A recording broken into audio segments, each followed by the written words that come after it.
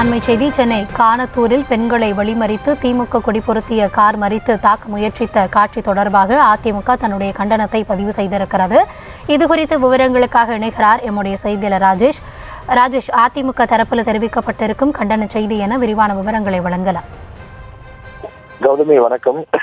சென்னை ஈசிஆரில் காரில் சென்ற பெண்களை திமுக கொடி பொருத்திய கார் மறித்து போதையில் இருந்த பொறுக்கிகள் கொடூரமான முறையில் பாலியல் ரீதியாகவோ கொலை வெறியுடனோ இதர நோக்கத்துடனோ தாக்குதல் நடத்த முயற்சித்த காட்சிகள் தொடர்ந்து திமுக ஆட்சி நடத்தும் தமிழ்நாட்டில் சட்டம் இருக்கிறதா, காவல்துறை இருக்கிறதா என அதிமுக சார்பில் கேள்வி எழுப்பப்பட்டிருக்கிறது.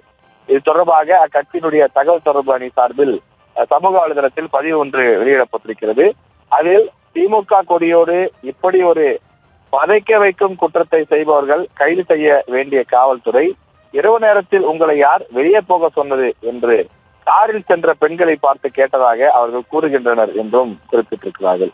பெண்களுக்கு எதிராக குற்றங்களை செய்யும் பொறுக்கிகளின் பின்னணியில் திமுக அடையாளம் இருப்பதும் காவல்துறை மௌனம் காப்பதும் தொடர்வது வெட்கக்கேடு எனவும் அதிமுக சார்பில் குறிப்பிடப்பட்டுள்ளது.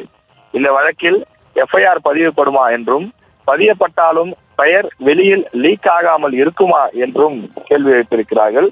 இந்த பொறுக்கிகளுக்கு என்ன பெயர் வைக்கப் போகிறீர்கள் என்றும் கேள்வி எழுப்பியிருக்கிறார்கள். பாதிக்கப்பட்ட பெண்களின் பாதுகாப்பு கருதி அவர்களுடைய அந்த பெயர் உள்ளிட்ட விவரங்களை மறைத்திருப்பதாகவும் குறிப்பிடப்பட்டிருக்கின்றது. பாலியல் பொறுக்கிகளை விரட்டி அடிப்போம் என்ற ஹேஷ்டேகுடன் இந்த ட்விட்டர் பதிவு அவர்களுடைய அந்த சமூக வலைதளத்திலே வெளியிடப்பட்டிருக்கின்றது.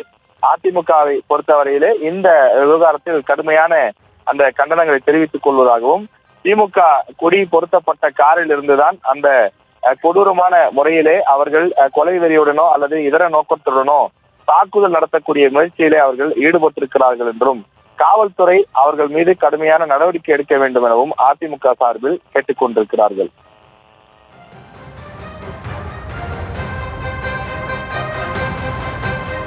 விவரங்களுக்கு நன்றி ராஜேஷ்.